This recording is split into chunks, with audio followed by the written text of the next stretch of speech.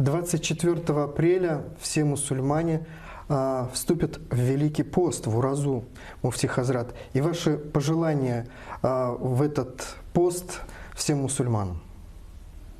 Да, иншаллах, вот в четверг, 23 апреля, с закатом солнца начинается месяц Рамазан.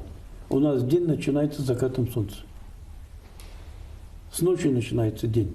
С 23 на 24. На 24. Первый день Рамазана, иншаллах, пятница, это благословенный день, день, в котором создан Адам, алейхиссалям, и наша праматерь Хауа, Ева. С этого дня начинается первый день Рамазана, и длится в этом году целый месяц. 24 мая, иншаллах, будет Ураза Байрам. Это тоже месяц испытания. ТО, техническое обслуживание всего организма, и целый месяц верующий человек, мусульманин, проходит, учится терпению.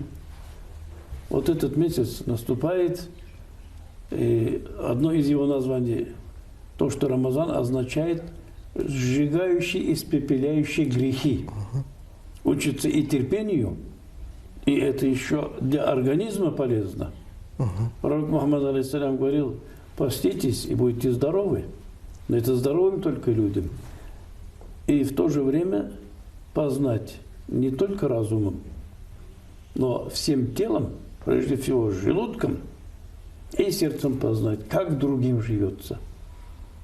Бедные, неимущие, сироты, нуждающиеся. И это, когда почувствует, вот это действительно настоящий пост, он укрепляет и веру, и организм, и этот человек ко всем несгодам мира, какие бы испытания ни были, готов.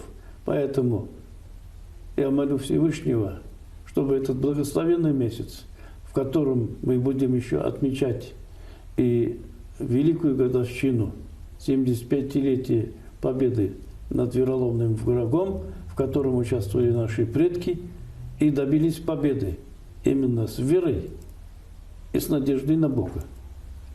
И сами доказали верность отчизне и сохранили нам великую отчизну.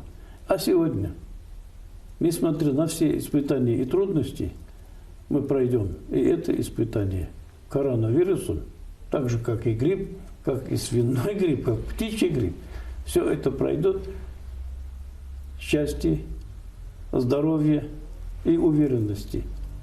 И в этом мире такие испытания приходят и постом, и бедами.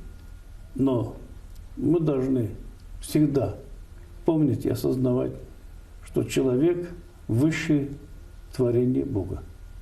Когда он с верой и праведными делами, он даже выше ангелов. Мубарак болсын. Рамазан шариф, шатлык, сүйініш, қуаныштар Раббым Алла жүмләбізге насип ейлесін.